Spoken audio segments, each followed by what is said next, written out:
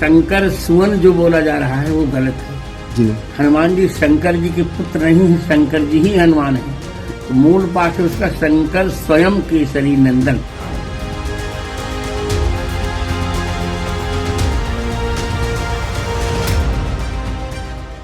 शंकर सुवन केसरी नंदन यानी हे शंकर के अवतार, हे केसरी नंदन, जिसका मतलब है कि हनुमान जी भगवान शिव के अंश है और केसरी के पुत्र। लेकिन शंकर सुवन केसरी नंदन पंक्ति को लेकर स्वामी रामभद्राचार्य अलग राय रखते हैं। उनका मानना है कि शंकर सुवन केसरी नंदन की जगह शंकर स्वयं केसरी नंदन होना चाहिए। उनका मानना था कि हनुमान जी शंकर के पुत्र नहीं बल्कि स्वयं उनका ही रूप है। लेकिन लगता है रामभद्राचार्य का ये बयान शायद स्वामी योगेश्वरानंद गिरी जी महाराज को कुछ रास नहीं आई। इसीलिए तो उन्होंने कह दिया कि उन्हें स्वामी रामभद्राचार्य की कुछ बातें व्यक्तिगत तौर पर पसंद नहीं। वो बड़े संत हैं, लेकिन सनातनी होने के नाते उन्हें इससे बचना चाहिए। अब आप सोच रहे होंगे कि आखिर स्वामी रामभद्राचार्य ने ऐसा क्या कह दिया कि स्वामी योग को ये कहना पड़ा कि उन्हें स्वामी रामभद्राचार्य पसंद नहीं। दरअसल धर्म ज्ञान पर दिए गए एक इंटरव्यू में जब हमारी सहयोगी ने स्वामी योग से रामभद्राचार्य के बारे में पूछा तो उन्होंने कहा कि रामकृष्ण परमहंस कहते हैं गधे पे भी गेरुआ हो तो प्रणाम कर लो, लेकिन गेरुआ में अगर गधा हो तो सारे गेरुओं को नमन है। स्वामी योग ने स्वामी रामभद्राचार्य को अच्छा संत तो बताया, लेकिन उन्हें एक नसीहत भी दे दी। क्या कहा सुनिए। चलने दो। इसमें एक नाम है स्वामी रामभद्राचार्य जी का, उन्हें आप कैसे देखते हैं? नहीं, संत हैं, कैसे देखना है? मैं तो हर गेरुआ, रामकृष्ण परमहंस कहते हैं गधे पे भी गेरुआ हो तो प्रणाम कर लो।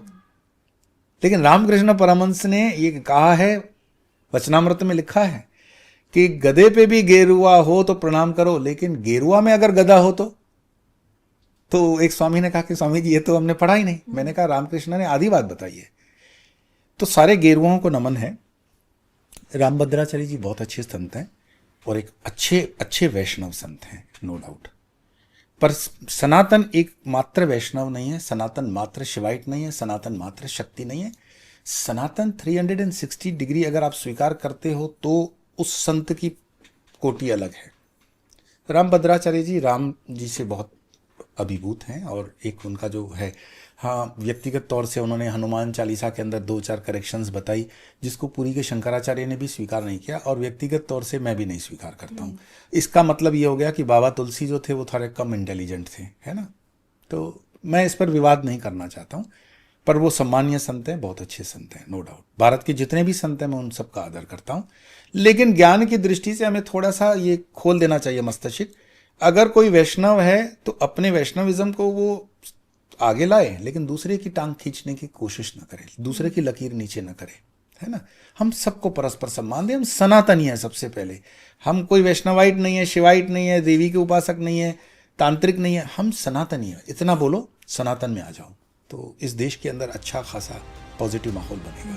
स्वामी रामभद्राचार्य के इस बयान की निंदा करते हुए स्वामी योग ने कहा कि इसका मतलब ये हो गया कि बाबा तुलसी जो थे वो कम इंटेलिजेंट थे। उन्होंने कहा कि स्वामी रामभद्राचार्य भले ही एक अच्छे वैष्णव संत हैं, पर वो अपने वैष्णव को आगे बढ़ाए, लेकिन दूसरे की टांग खींचने की कोशिश ना करे। हाँ, व्यक्तिगत तौर से उन्होंने हनुमान चालीसा के अंदर 2-4 करेक्शंस बताई जिसको पुरी के शंकराचार्य ने भी स्वीकार नहीं किया और व्यक्तिगत तौर से मैं भी नहीं स्वीकार करता हूँ। इसका मतलब ये हो गया कि बाबा तुलसी जो थे वो थोड़े कम इंटेलिजेंट थे, है ना। तो मैं इस पर विवाद नहीं करना चाहता हूँ, पर वो सम्मानीय संत हैं, बहुत अच्छे संत हैं, नो डाउट। भारत के जितने भी संत हैं मैं उन सबका आदर करता हूँ। स्वामी योग के इस बयान से तो साफ जाहिर है कि वो स्वामी रामभद्राचार्य का बयान बिल्कुल पसंद नहीं करते। लेकिन एक तरफ जहां उन्होंने स्वामी रामभद्राचार्य के बयान की निंदा करते हुए कहा कि हम सनातनी हैं, सबसे पहले हमें ऐसे बयान से बचना चाहिए, तो दूसरी तरफ उन्होंने ये भी कहा कि वो ऐसे किसी विवाद में नहीं पड़ना चाहते, क्योंकि रामभद्राचार्य एक बेहद सम्मान्य संत है, बहुत अच्छे संत हैं। बहरहाल स्वामी रामभद्राचार्य के इस बयान को आप कैसे देखते हैं, हमें कमेंट कर जरूर बताएं। महाराज जी, आपने हनुमान चालीसा में कुछ ऐसे शब्द बताए थे जो गलत बोले जा रहे हैं, उस पर क्या जानकारी है महाराज जी?